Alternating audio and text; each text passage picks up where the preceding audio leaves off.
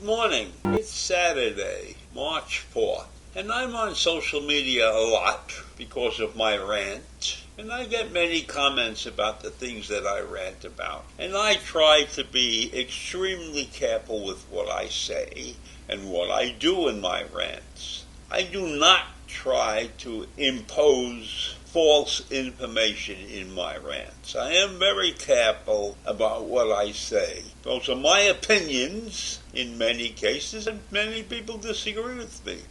But my opinions are based upon the facts as I read them. And not everybody who goes out on social media is meticulous like I believe that I am. That Zelensky media about what President Zelensky of the Ukraine declared that the United States was prepared to do during the war against Russia. And the claims in these articles said that Zelensky expected that the U.S. would send their young men and young women to Ukraine to die fighting for Ukrainian independence. And that's not what he said in the speeches.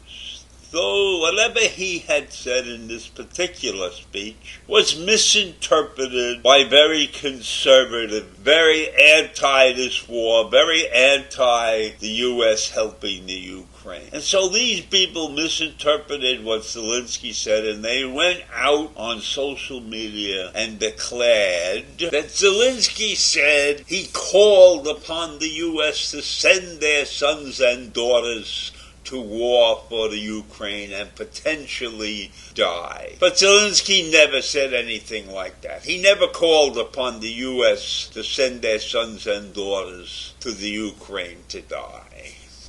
Zelensky began his remarks thanking the American people for the aid that they had sent to his country so far. And then he predicted that Russia would likely invade one or more Baltic states, Estonia, Latvia, Lithuania, Moldavia perhaps, if it is victorious in Ukraine. Now those countries are different from Ukraine in the fact that they all belong to NATO. And because they belong to NATO, the alliance with the United States is slightly different from the alliance that Ukraine has with the United States. The United States has no formal agreement with Ukraine, not like the formal agreement that they have with NATO. And so, according to the North Atlantic Treaty, right, it holds that an attack against one ally is considered an attack against all allies. And President Biden has said Article 5 of NATO's founding document is sacrosanct, which in everybody's mind means that if anything happens to one of these countries, then the other countries must jump in and fight for them.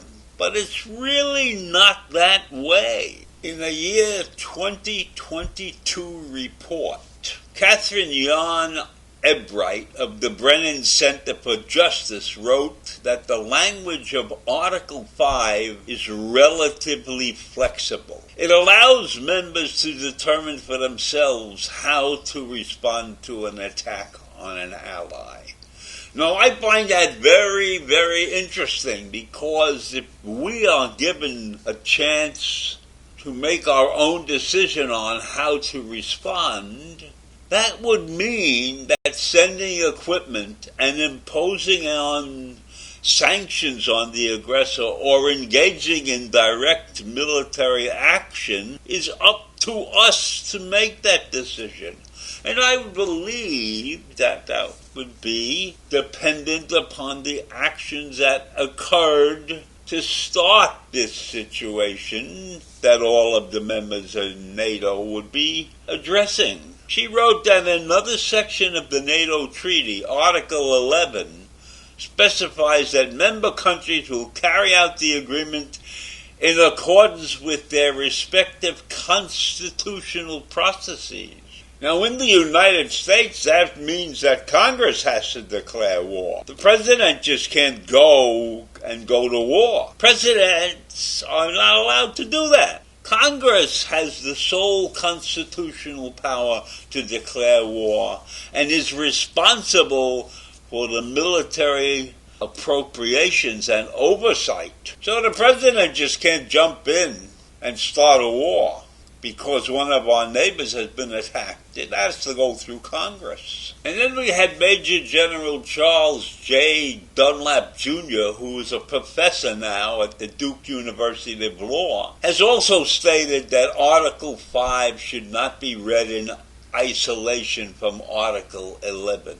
So even though many of us in our mind think that we are locked in by the NATO treaty to go fight, we are not locked in. The fight is dependent upon our decisions and our constitutional makeup as to whether we join in battle sending personnel or in some other form of helping our allies, sending equipment, helping them with money, whatever it might be.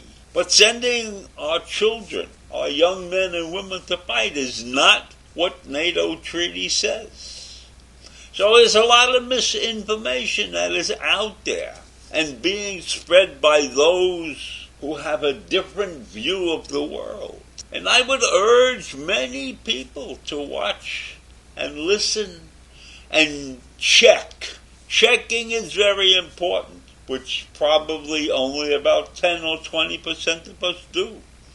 We see something on the news and we take it as the gospel. And that's not what it is. And then we read things and we misinterpret it.